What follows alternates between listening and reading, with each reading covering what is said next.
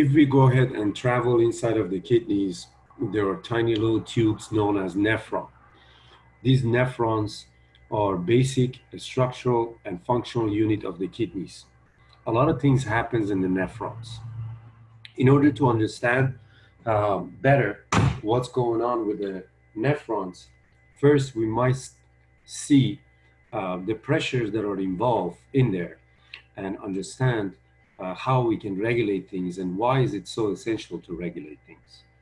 So here you have the kidneys.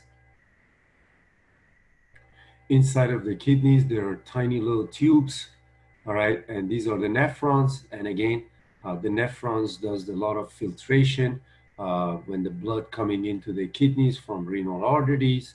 And we wanted to take a look at these.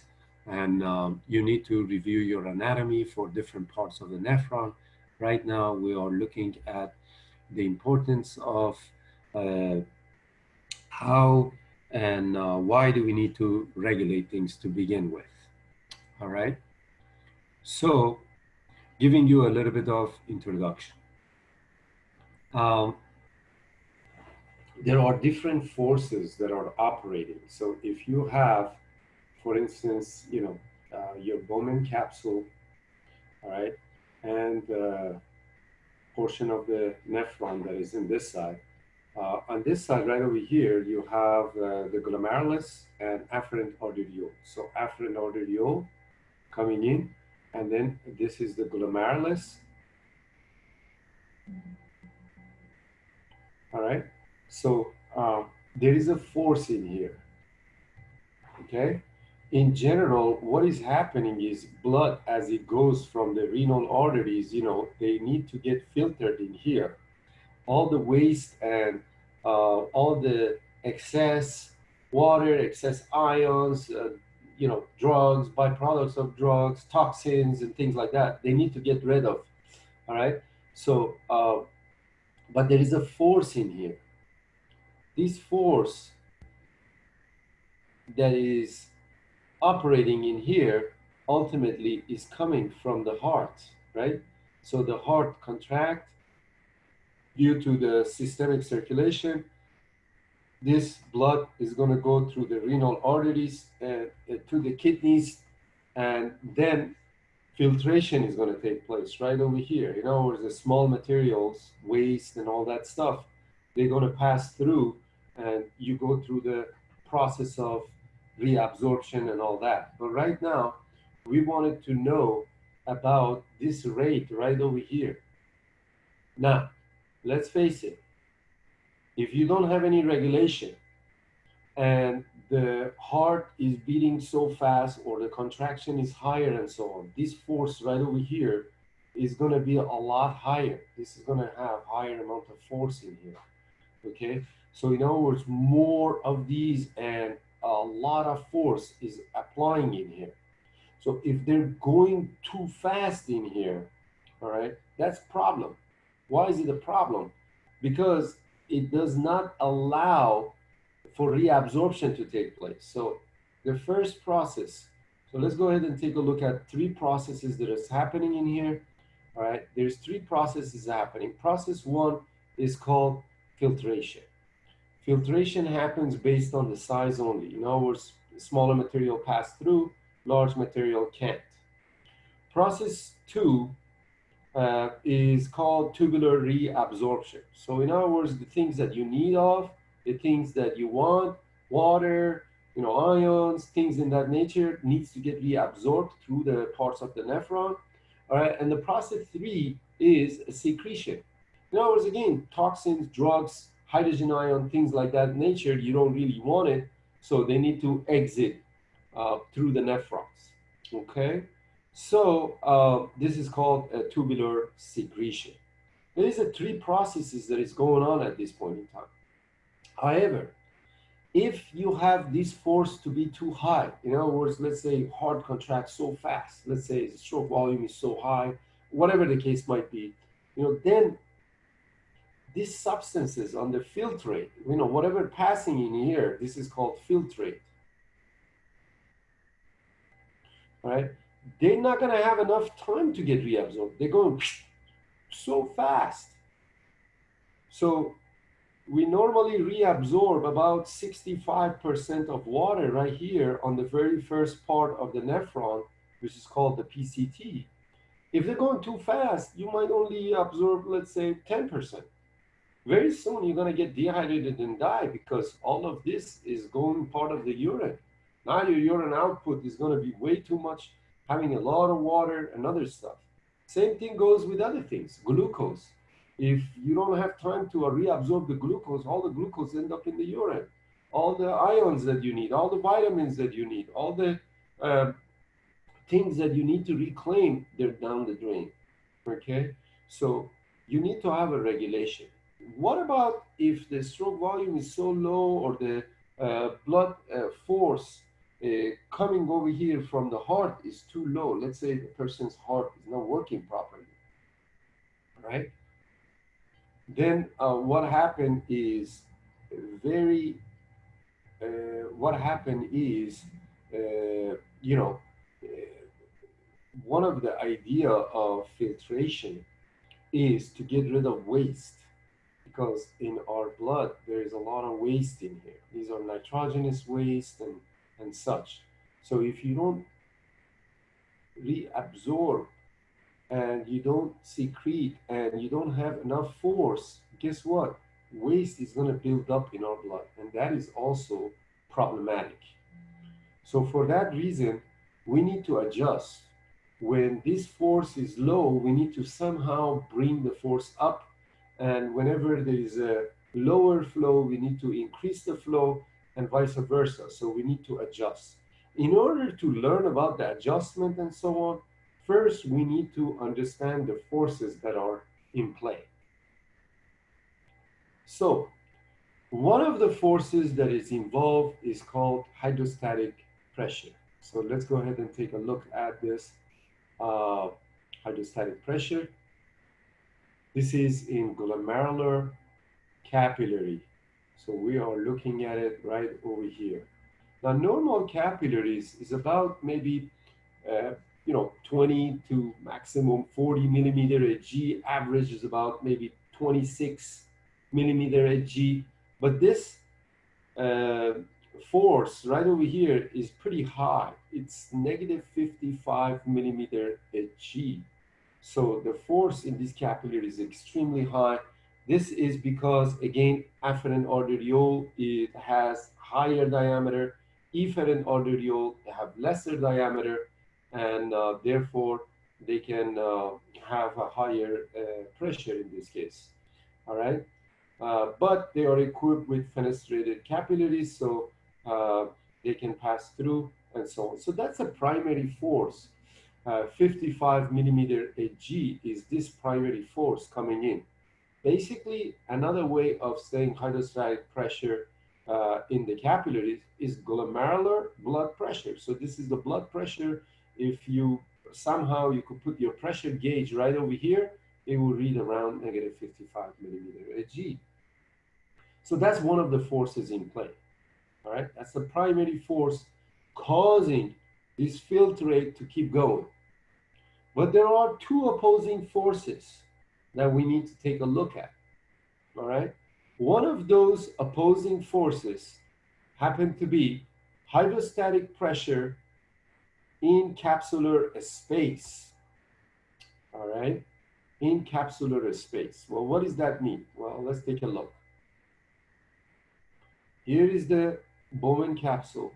If you do not know what we are looking at, we are looking at the portion of the nephron, all right? And here is the glomerulus, and here uh, is the blood is coming in. So this force that we say in here was 55 millimeter Hg, taking and filtering the substances in here. Now, this, however, is not an open area. There are resistant factors. As they come across of these walls, all right, there are resistant factors. Notice that the, uh, you know, Bowman capsule gets like really tight right over here. So the filtrate, the fluid, along with the solute, they come into a contact of these walls. All right, and these walls are resistance. It's about negative 55 millimeter Hg or 15 millimeter Hg is the opposing forces in this case. I don't know if you ever put in honey in a funnel. Here's the funnel. All right. If you put in honey, the honey is not just going to go right away. Right? It's going to take time for it. So maybe a little bit later on, you get here, a little bit later on, it gets here, and then pretty soon they're all gone. Well, why didn't the honey went all the way in? Because of the viscosity of the honey, and they come into a contact of these walls of the funnel, prevent it to just coming in. Versus if you had water, would just go in a lot quicker, perhaps. But it's still water also have those resistance factor too, because they come into contact of the walls, but due to the nature of the water and such, and it's less viscosity, they're not just gonna stay there that long. Oil is kind of like that. If you ever change the oil, it's kind of like that too. You pour it in, and then again, you have to wait a little bit until the oil is gone. This is due to the opposing resistant factor. This is called hydrostatic pressure in a capsular space. Well, where is the capsular space? Just right here. All right. So it's not an open space that they're not going to come into a contact. They're going to come into a contact of these walls right here, which is equivalent to about 15 millimeter Hg. So you got 55 going this way. The opposing force is 15. All right. Now, colloid osmotic pressure in the capillaries, in particular, there is glomerulus capillaries, and they pull some of the substances towards the protein in the blood. Let's take a look at that. And that is another opposing factor, and that would be 30 millimeter Hg. So let's dissect this a little bit further.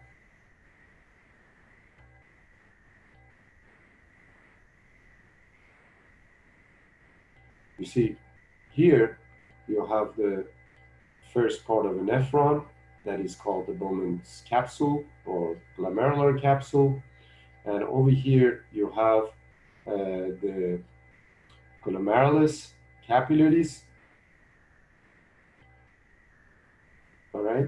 So yes, water and so on can pass, but certain substances like RBCs, white blood cells, those things, they do not pass because these fenestrated capillaries only allow the smaller stuff like water, for example, to pass through. Water can pass through, right? But biggest stuff, there are also like proteins,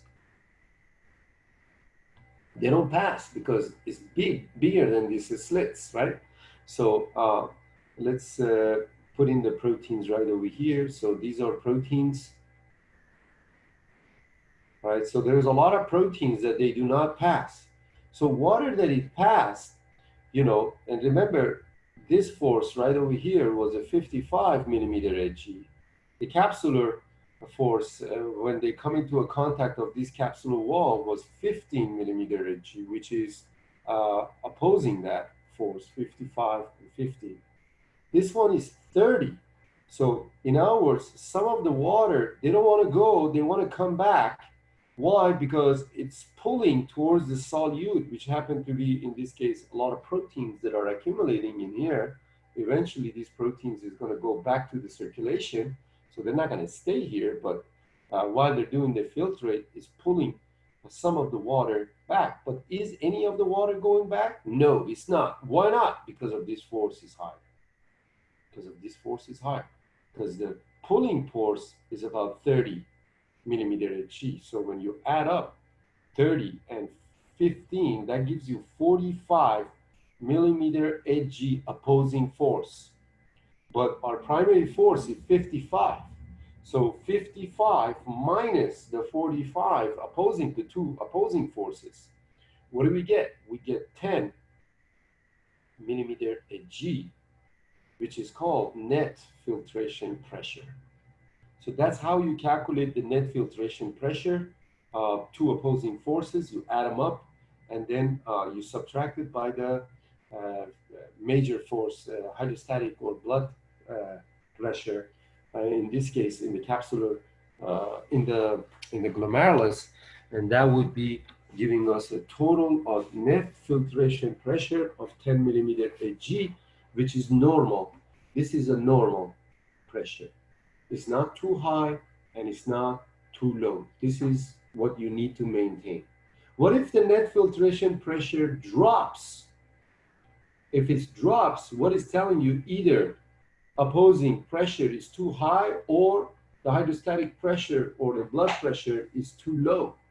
Either way, you're going to get a lower number in here, and that is not good. Why not? Because remember, the whole idea in here is to get rid of the waste. If the pressure is too low, waste is going to build up. To understand this concept, think about that nobody's taking out your trash or the waste.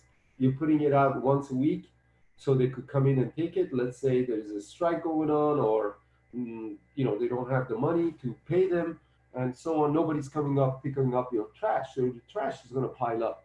Waste is kind of like trash; it's going to pile up. But the problem is you can't delay it until later. The body can reach toxicity, and you're in serious trauma. On the other hand, if this force is too high or these two forces is too low, what will happen again is going to influence the net filtration pressure, and it's going to cause the net filtration pressure to be higher than normal. And if that's the case, that's not a good thing, because then the filtrate are going too fast. All right. And as a result of that, you don't have time to reabsorb the material, because remember, a lot of things that are passing, they need to be reabsorbed back into the blood. But if they're going too fast, it doesn't give us a chance to reabsorb this. All right. So all of those combined is important. Then you might ask, what about when we exercise? Isn't when we exercise this number is going to go high because our blood pressure is going up? Yes, it does. What about when you're resting? Well, this number is going to go down. Isn't it the net filtration pressure is going to get messed up? Yes, and that's why we are going to look at how we regulate things. So when your heart rate influences, when the contraction is different, the bottom line is you need to make adjustments so it won't affect you, right? So what is this net filtration pressure offer us then? Net filtration pressure of 10 millimeter Hg, which is normal, by the way, offers us to have a correct glomerular filtration rate known as a GFR. Glomerular filtration rate is about 120 to 125 milliliter per minute. Okay? So what does that mean? It means if you have a container right on this side, in 1 minute, you're going to collect all these filtrate that you're collecting is about 125 milliliter. That's what it means. All right. So you're collecting the urine, for example, all right, or whatever is passing, not yet urine, but whatever is passing in this case. All right. In 1 minute, you're supposed to have 120 to 125 uh, liter of the filtrate. This is normal. If the GFR is too high or GFR is too low, then you are in trouble. Okay, you wanted to maintain this at this range. All right, you don't want it to be too low. If it's too low, toxicity build up. If it's too high, no time for reabsorption. You're losing a lot of valuable material. This could be glucose that you're losing. This could be ions, this could be bicarbonate, this could be vitamins, this could be, water. All of those are important. Okay. Anyways, so now you know how to do the net filtration pressure. Let's go ahead and talk a little bit about the GFR.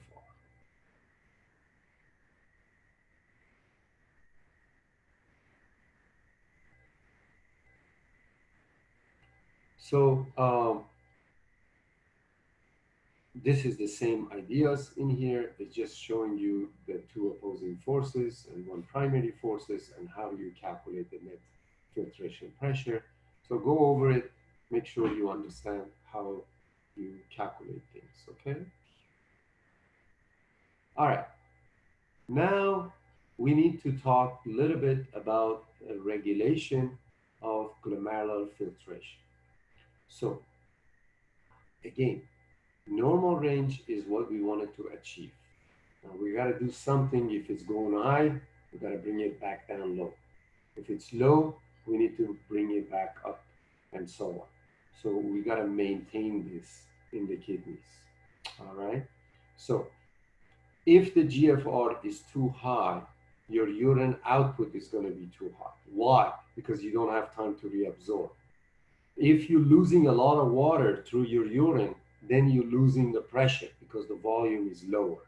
Okay, and vice versa. If your GFR is too low, urine output will be too low, the pressure may be too high, and again causing problems. So the goal of extrinsic control, meaning that we need to maintain the systemic blood pressure. Maintaining the blood pressure is important.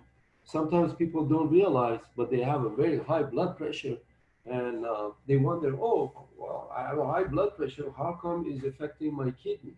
This is exactly why, because the kidneys are related in this case. All right. So there are two type of regulation. One is called intrinsic control mechanism. The other one is called the extrinsic control mechanism. Intrinsic control mechanism is called a renal autoregulation. Again, the autoregulation means automatically is occurring, right? It's acting locally within the kidneys to maintain the GFR. Extrinsic control is something that happens outside. This could be, for example, nervous system or hormonal control or endocrine system that could maintain the blood pressure and so on. And again, can affect differently. It's not within the kidneys, it's outside of the kidneys. All right. So those are called extrinsic controls. All right, so two type of, now we are concentrating on the intrinsic control mechanism, two types of renal autoregulation you need to know. And during the section of the cardiovascular system, I told you we will look at it later, and this is the later time. So myogenic mechanism, myo means muscle, obviously. Myogenic mechanism is related to the smooth muscle of the arteries or arterioles that the diameter can increase or decrease. And as a result of that, it can influence the flow. Tubuloglomerular mechanism, another factor that we're going to take a look at.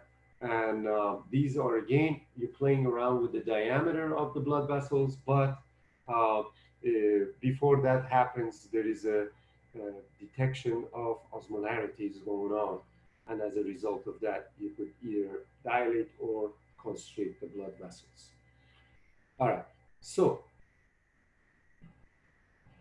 whenever we wanted to take a look at the GFR, I wanted you guys to think about the flow. All right. If the GFR is too high, that means there is a higher flow. You have to lower it to lower the GFR. If there is a low GFR, then you gotta probably increase the flow somehow. So think about the flow. All right. And here you have the Bowman capsule at this point in time, part of the nephron. And over here, we mentioned you have the glomerulus right over here, but here is the afferent arteriole that is important right here. And this, they have the smooth muscles in here. We remember we mentioned that there is a tunica media consists of a smooth muscle, and these smooth muscles are important in vasodilation and vasoconstriction. This is an important factor of myogenic mechanism and tubuloglomerular mechanism. All right, so let's go ahead and take a look at what is happening. First, let's just hypothetically say during exercise. All right. During exercise, your GFR is obviously is going to go high. Why the GFR is going to go high? Because of the fact that the force of contraction of the heart is greater. That's what we mentioned. So when there is a higher contraction of the heart, then this force would be higher. So therefore, the GFR is going too fast. We need to lower it. All right. So now we need to think about the flow. How can I reduce the flow? If I can reduce the flow coming into the glomerulus over here, then I could reduce the GFR. And that's what I wanted to do because right now the GFR is too high, all right, during exercise. Without any kind of regulation, if there is no regulation, obviously you will lose a lot of water. Pretty soon, what happens? Your water volume is going to be lower in your body. You're going to get dehydrated. Blood pressure is going to be low, you know, and again, all those problems. So what we need to do, we need to, uh, reduce the GFR so they don't travel so fast. That is our intention. All right. So these smooth muscles are important. So, for example, if the smooth muscles constrict, all right, now there are pressure sensors that can exert or feel the pressure on these. And the more pressure on here, the smaller the diameter will get. If you lower the diameter, all right, you're automatically lowering the flow. And by lowering the flow, you're lowering the GFR, and that's what you wanted to do during the exercise. During at rest is opposite. At rest, the GFR is too low because the heart is not working that hard, and so on. So now you have to do opposite. You got to do something to increase the flow. All right. So in this case, you need to do a vasodilation. Dilation. All right. So that way you're increasing the flow. And again, this goes back to the idea of uh, vasodilation and vasoconstriction. This one offers you more flow, and this one offers you less flow. All right. This diameter is important. All right. So more flow, that means more coming out. Okay. Lower flow, it means lower coming out. All right.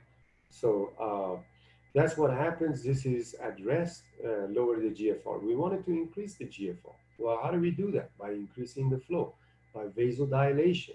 Now you have less resistance to flow. So what that means is we need to increase the flow. When we increase the flow, the GFR will be increased and the mission will be accomplished. So a smooth muscle contracts, all right, when they are stretched. This is during high blood pressure, and as a result of that, constriction of the afferent arterioles occurs, and that would restrict the blood flow into the glomerulus. This is exactly what I just told you. All right, this is for adjusting. All right, this is for adjusting. So in other words, let's say that we are looking at exercise. Now there is a vasoconstriction going on. So I'm going to lower the diameter now, right here.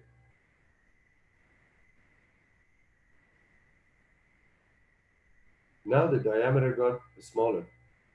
So if the diameter got smaller, what happens? You're reducing the flow. This happens. By reducing the flow, you're reducing the GFR that was initially too high. Things will get balanced. All right? At rest is opposite. When you don't put enough force on these walls, they get dilated. When they get dilated, opposite happens. Now you have more flow. Very simple. All right? So this is called a myogenic mechanism. And the reason why we left it in here, because it happens in the kidneys. All right. Now we go over tubuloglomerular mechanism. Tubuloglomerular mechanism. All right.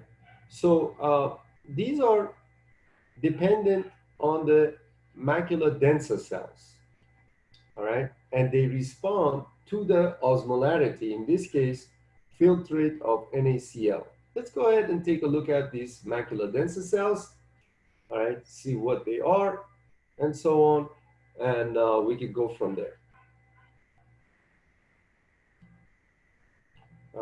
I think this picture might be helpful for you. All right. So if you look at this nephron, all right, you could see the loop of Henle, and some of the nephrons, their afferent, ascending loop of Henle and DCT, they're coming very close to this part right over here. So you can see the macula densa cells right over here. So this is the part of the nephron as they're going up. That's the ascending loop of Henle. If inside of it there is a lot of solute in here, these cells, macula densa cells, they can detect.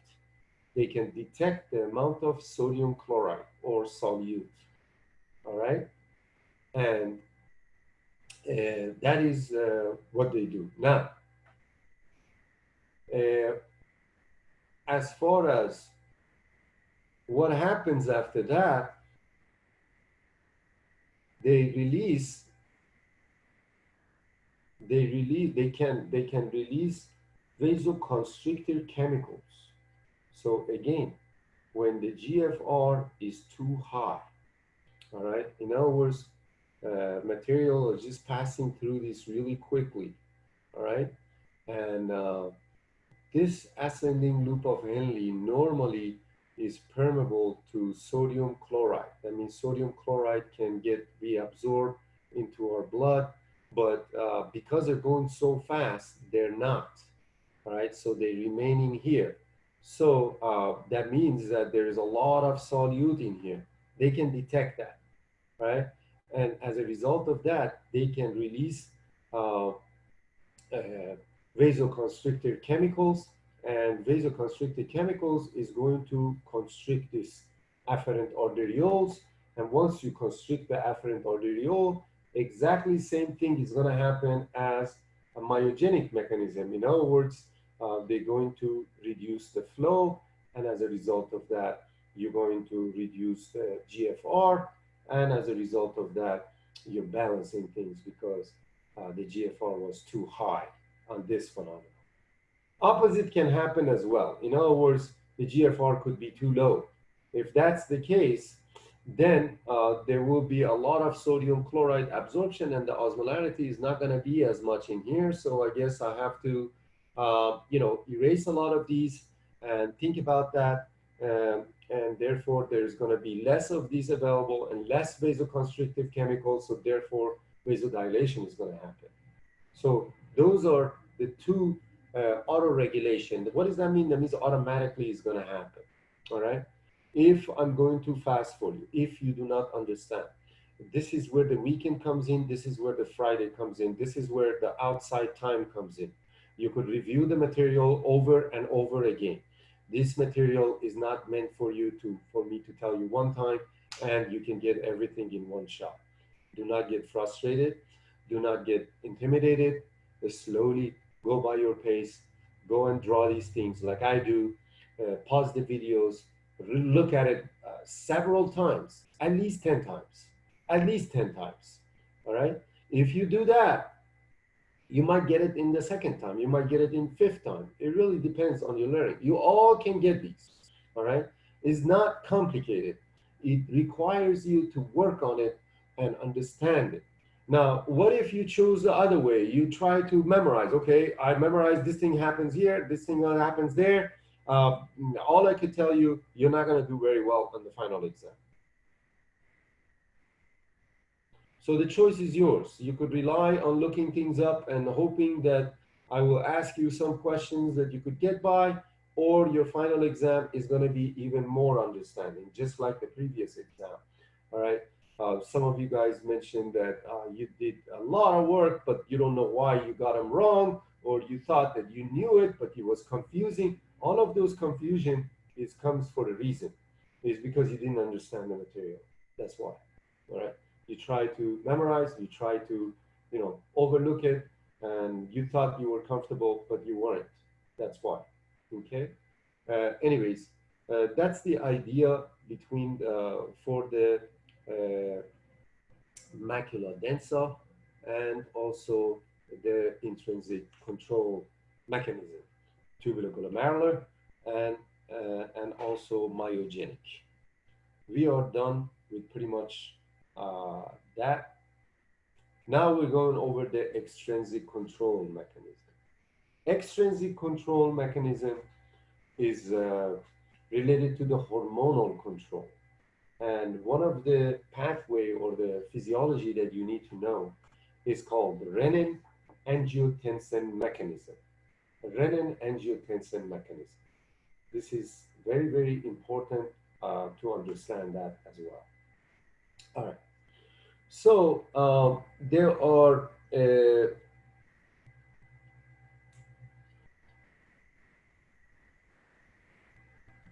juxtaglomerular cells or JG cells that they release renin. Okay, before I go on and take a look at this renin, let's see what happens. Now, these are granular cells. Let's go ahead and take a look at where they are located.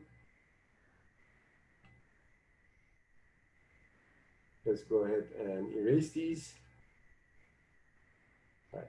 So notice that afferent arteriole, as you come across to the glomerulus, these are the granular cells. All right.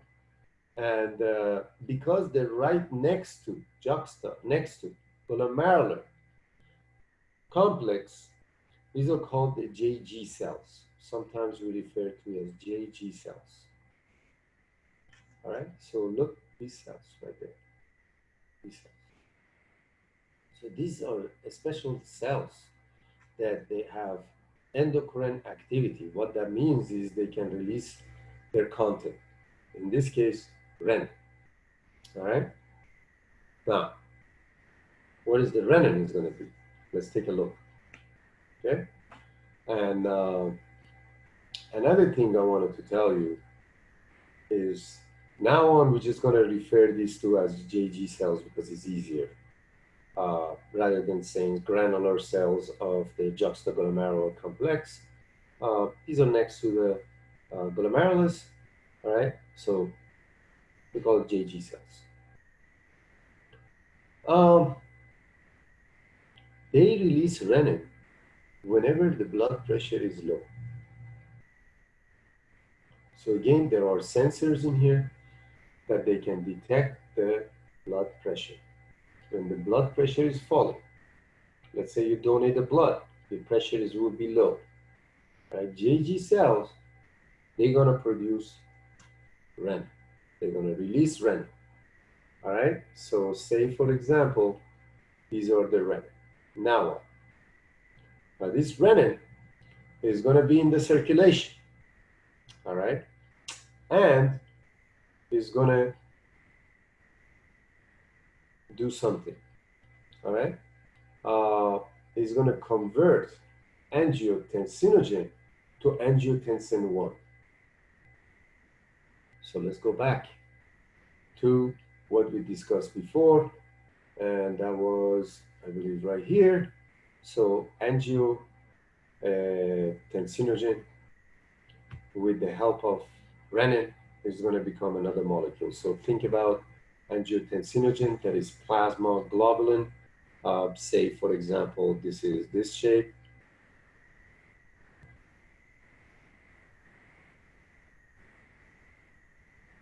Hypothetically, now with the help of renin, you break it down. Now it becomes different molecules, and we call it angiotensin 1. So you pretty much, let's say, broke this part into another molecule. All right.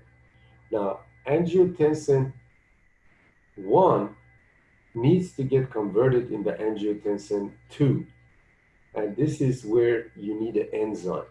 And some of our blood vessels involved in the respiratory, uh, the pulmonaries, arteries, and such, they have this enzyme. This is angiotensin converting enzyme. Right now, we are looking at it as ACE. ACE is abbreviation for that. So what's going to happen again is going to break this into a smaller one. And again, I did one of the presentation talk about the angiotensin in the coronavirus too. So right over here is angiotensin 2. Angiotensin 2, all of this happens because of the low blood pressure, folks. Right? This renin, because you had low blood pressure and it was released by the JG cells. Now you convert one type of protein to another, and again, further is going to get converted. Okay, now what? Now, this angiotensin 2, it does a lot of different things. Now, remember what it happens. It happens when your blood pressure is too low. This is the key right here. So when the blood pressure is too low, obviously you want it to bring it back up. What is happening? Well, when the blood pressure is too low, guess what? The GFR is too low. We're going to get to that. All right. But also, waste is building up. Right? We need to speed things up. Right? We can't, if nobody's coming out to take out your trash, you got to order somebody else to come in to and take care of it. Otherwise, the waste is going to build up. Pretty soon, your home, your yard, your everywhere is going to be trash, and you don't know what to do. You can't function, just like cells can't function. All right, so keep that in mind. Blood pressure is too low, folks. Keep that in mind really well, because the whole idea is how do we make this up? All right, so let's go ahead and take a look at what is the angiotensin 2 does. Angiotensin 2 can travel to the blood and go to the brain. And the brain thirst center is going to get stimulated. If it's stimulating, I'm just going to put positive. The thirst center in the brain, obviously, you're going to become thirsty. When you're drinking water, all right, that by itself, you're increasing the volume. When you're increasing the volume, your blood pressure is going to go up. And that is going to serve the purpose because now your GFR is going to go up. All right. Again, think about the flow. More flow of blood is going to go to the kidneys. So that's one of the things that happens. All right. Another thing that happens, angiotensin 2 is a vasoconstrictor to begin with. All right. So it's going to constrict the blood vessels of our body. This is not near the glomerulus, folks. This is just like overall. So mean arterial pressure is going to increase in mean arterial pressure. Mean is the average. Pressure in the arteries, all right? If it's lower, then if you constrict it, what happens to the pressure when you constrict something? It will go up. And therefore, there is more flow towards the kidneys. So in order to understand that, think about the kidneys right over here, all right? And let's say this is a renal arteries. Maybe I shouldn't draw it like that because you might think it's ureter. So this is the renal arteries, okay? And let's just say hypothetically, you have a bucket of blood in here. What happens if you squeeze in here, right? Kind of like same thing as squeezing other areas and so on. So if you're squeezing other areas, other blood vessels, what happens? There's going to be more flow in here. And that's the idea behind it. All right. So increasing the MAP is going to increase the blood pressure and therefore is going to also increase the GFR. And that's what we want because during low blood pressure, you had the low GFR. All right. What now? Now uh, is also vasoconstrictor, so it's going to constrict efferent arteriole. Where is the efferent arteriole? Let's go ahead and take a look at that. Efferent arteriole lies right after the glomerulus. So here you have an afferent arteriole, blood comes in, it gets filtered in here, and then it leaves through the efferent arteriole. Now, if we squeeze this, pretend that we are constricting that because of the angiotensin 2, and there are receptors in here. And what happens is you are constricting this now. Let's say now is this much. As you constrict it, this is a vasoconstrictor. All right. Now what? Now you could see as the blood, let me just grab this one. As the blood is coming in here, they're gonna have a hard time because there's a more resistance in here to go in here. So what happens? More of them want to go the other way. Imagine that you are driving in a 5-lane freeway. This is a 5-lane freeway, right? And there are open lanes. All of a sudden, you notice like at the intersection of the freeway, all right, where you're supposed to go, all right, there is a big, huge traffic because of the car crash. If you get stuck in that traffic, it's going to waste a lot of time. So you might as well exit. Maybe that will help you understand why the pressure is going to be in here. It's higher now because you are reducing this diameter right over here now is reduced. So pretend this is not there anymore, right? So this will take me some time to draw, but here is reducing. Now they don't want to go in here, all right? They want to go this way. And when they want to go this way, that increases the flow. The higher the flow, higher the GFR. The GFR was too low already. So that's how.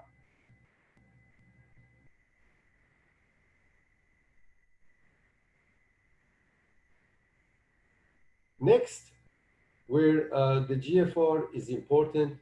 Uh, so far, three mechanisms increasing the MAP by vasoconstricting the efferent arteriole.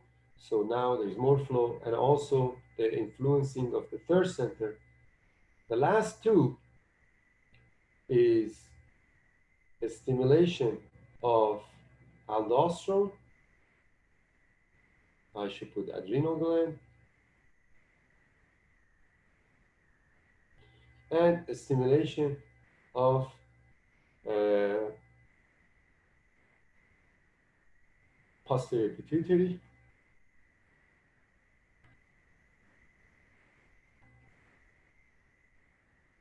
and therefore ADH.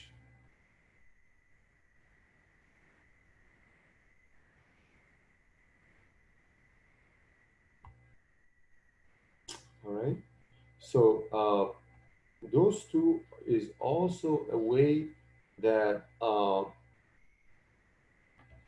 they can help out, but we gotta figure out how.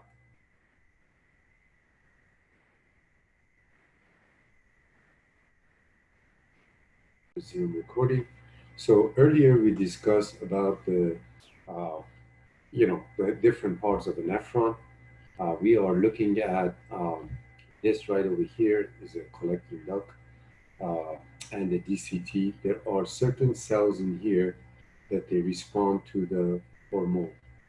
And what I like to do is go over just put a small portion of it on the next page and tell you what happens in these parts. And then we can go ahead and take a look at the role of angiotensin 2. So let's go to the next page. So if you have, let's say these are the cells of the nephron,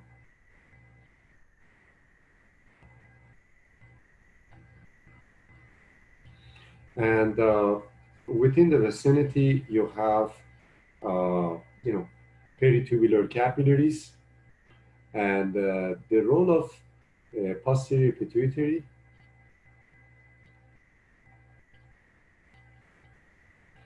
uh, let's say these hormones is traveling via the blood, as we discussed in a previous lecture. And then these are the target cells. Now, they have these receptors as they come into a contact. Is actually a G-link receptor. But what happens is cascades of events happens in there, and posterior pituitary release ADH. Antidiuretic hormone, another name for it is vasopressin. And what it does, it creates these water channels. These water channels are known as aquaporin. So if the filtrate uh, blood gets filtered in the nephrons, and what you get is a filtrate. And if they have water in the filtrate, water now can go through this channel and end up in the capillaries via osmosis, right? Via osmosis. Because outside of this tube, you have higher amount of solute. You'll see a reason why shortly, but basically, remember what we did earlier. What happened was you had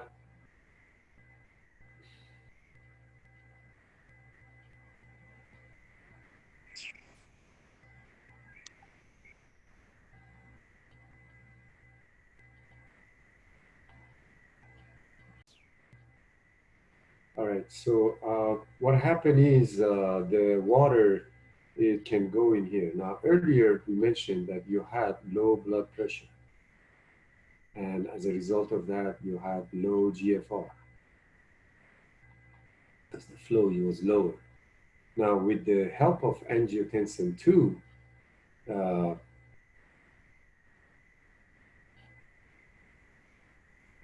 it stimulates posterior pituitary to release more aldosterone, more ADH. And as a result of that, more of these channels. And as a result of that, more water gets into the blood, it gets reabsorbed right here. So when the water goes in here, obviously the volume goes up, obviously the pressure goes up, obviously the GFR eventually will go up. That's it. That's how it works. Angiotensin 2 also stimulates the release of aldosterone from adrenal gland. Adrenal gland uh, release hormone known as aldosterone.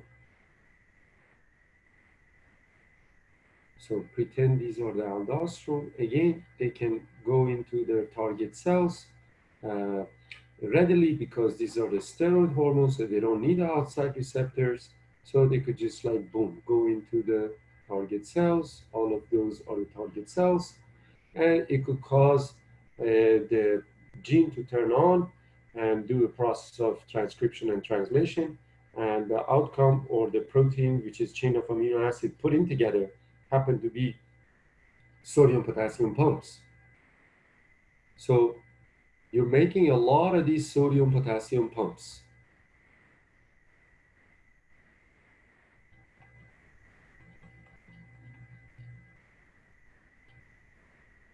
or ATPase. So what happened is you pump in 3 sodium out and you bring in 2 potassium in. They do have some potassium channel that potassium can go out, or some potassium channel that they could end up in the filtrate and ultimately in the urine.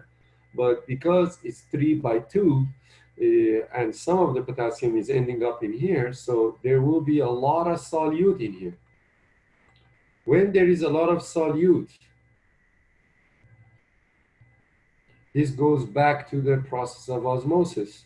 Then when the water comes in, and there's water channels available, and sometimes the water can go between the cells too on the other side. Regardless, what happens is you're getting more water reabsorption because they're going to go where the solute is. Where is the solute? Outside of this tube and inside of the capillary. So now the water is going to just go in and follow this solute. And the same thing happens when the water goes reabsorb more in the blood, volume gets higher, blood pressure goes back up, the GFR gets back up. So remember, we had low blood pressure and a low GFR at the beginning. Angiotensin 2, it might take some time. It's not as fast as autoregulation, all right? Because you need the hormones in order to act upon it. You need to, have all of those conversion in place. But that's 5 methods that we discuss how you can, help with the angiotensin to monitor and regulate the GFR. There is a last mechanism. So let's go ahead and take a look at effect of angiotensin 2. So we mentioned this already. That's increasing MAP. Stimulate reabsorption of the sodium. We already did that. This is the aldosterone, so we're done. Stimulate the hypothalamus to release ADH. Well, the hypothalamus is actually goes to the posterior pituitary and then it releases, so that's we're done. Controlling of the thirst center, so you're also getting thirsty. This, they put it on the 3. I like to put it separately, all right, because you're thirsty, you're drinking water, your water gets absorbed through your intestinal wall, and therefore that would be number 4, right? And number 5, constricting the efferent arteriole. We mentioned those already, all right? And causes the glomerular mesangial cells to contract and decrease the surface area available for filtration. Don't worry too much about that right now. Mesangial cells,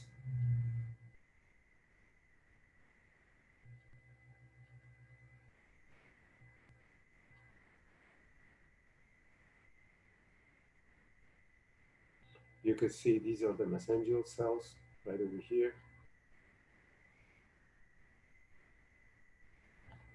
All right, so again,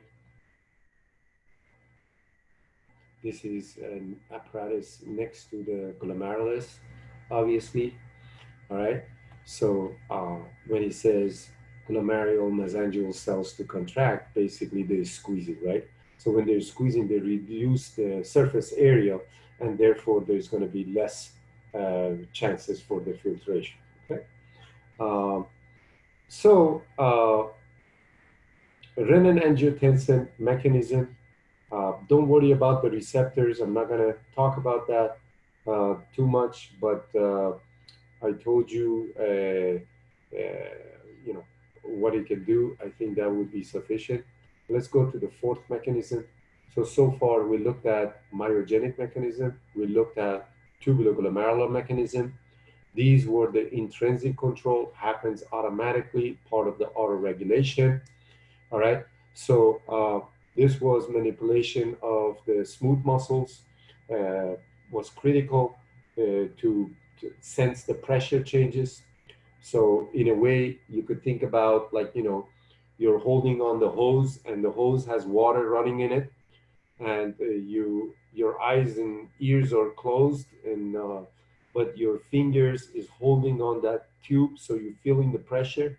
But here's the thing: when the pressure exerts on your finger or the tube, then What you wanted to do is squeeze it even lower, more. So therefore, less will come out.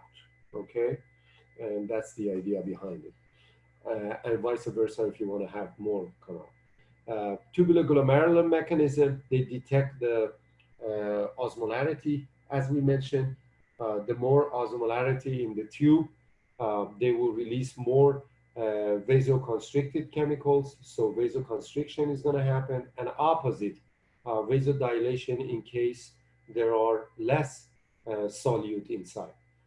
Hormonal mechanism, angiotensin mechanism. Again, I went over it again.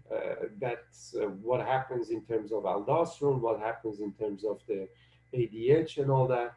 And then we are in the last part, which is a neural control mechanism. Now, these two are part of extrinsic mechanism. Neural control mechanism overrides all other three. So this one takes the first prize, these after. All right. So you might be in a household living and you might be in charge or control of everything.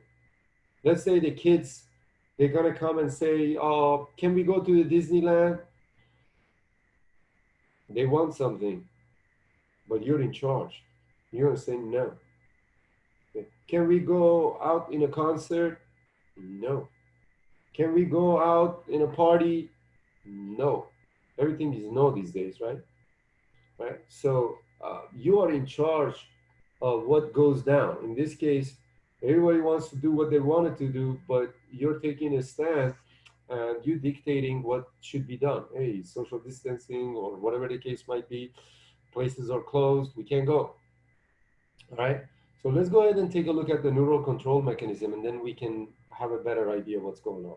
So in order to understand this, I want you guys to think that this is only in emergency situations, only when you are under sympathetic activity.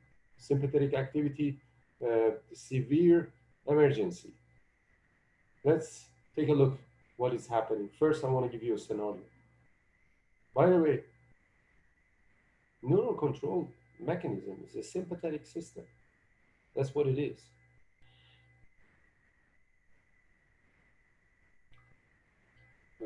Let's take a look.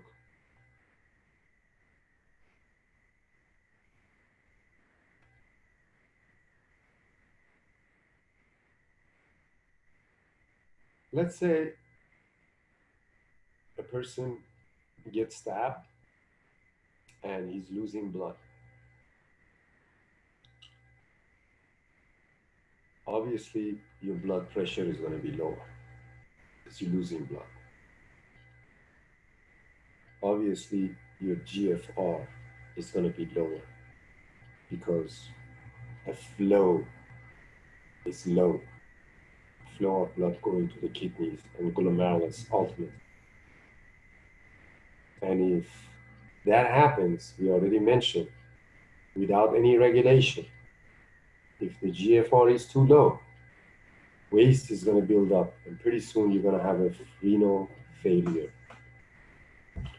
Bottom line is, our intuition, our logic tells us, oh, okay, well, we got out of regulation. We're going to bring up the pressure back up, increase the flow, and do that. Or perhaps maybe even in tubular glomerular mechanism, or perhaps maybe even in the angiotensin II mechanism by various ways, right?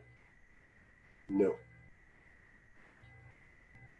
During the emergency cases, the GFR is actually going to get lower. Because remember, this system overrides the other one.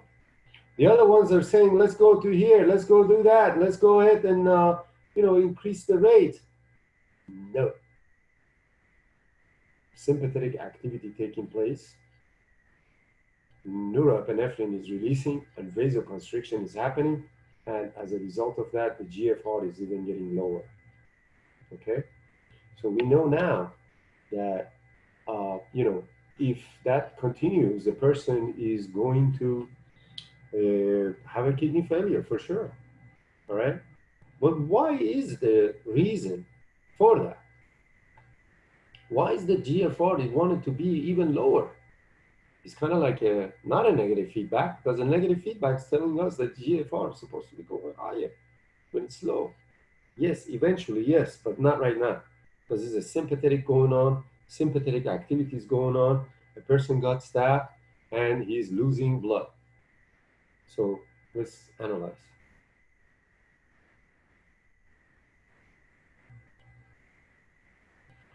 Doesn't matter where the person has got stabbed. Okay. Uh, Here you got brain. Here you got heart. Here you got kidney. All right. So here's the kidney. Here's the heart. Here's the brain. Right. All right. So these are pretty important organs. You need blood to the heart. You need blood to the brain. Yes, you need blood elsewhere too. But let's say that you have a certain amount of volume of blood in here, which is right now, you're losing the volume right now. You're losing volume of blood because the person got stabbed, right? So you have less volume inside right here because you're losing blood loss. So your volume is low, your blood pressure is low. Do you actually want it to bring in this blood pressure high going into the kidneys? Because if you do that, then what's going to happen? Remember, you have a set amount of blood and you have a blood loss. Then there will be less for heart and less for the brain. Yes, let's say that your kidneys is saved. What are you going to do if your brain is no longer working? That doesn't make sense. All right. Which one would you rather to lose? Your kidneys or your brain? Your heart or your kidneys? Which one? Pick one. You see, it's not logical to send and flow the blood towards the kidneys, because if you do that, yes, you will adjust this GFR for sure. But then cardiac arrest, a stroke, you're gonna die anyways, right? So that doesn't happen. In fact, opposite happens. Vasoconstriction, that means, hey, we don't want to send it to you. We are shunting it towards here. We are going it towards here. I don't know, certain households are like that. They have pressure problem. Let's say you're taking your shower, all right, but simultaneously, let's say washer and dryer is on. Let's say somebody's washing the dishes. Let's say somebody's, watering the plants. Let's say somebody is washing the car outside. Everybody using the water at the same time. You open up the faucet, you notice that shower pressure is not much. Why? Because it's going elsewhere. Okay, so this is similar. If it's not if it's not going in here, it's going to go somewhere else and directing it somewhere else, and that's what you want, right?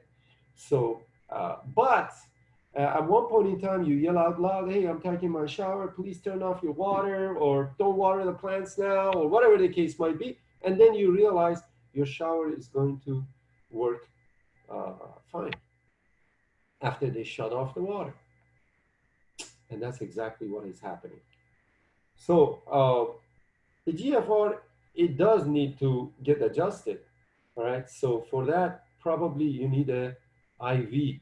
You need an IV sending to the, maybe a paramedics comes in and give the fluid to this person.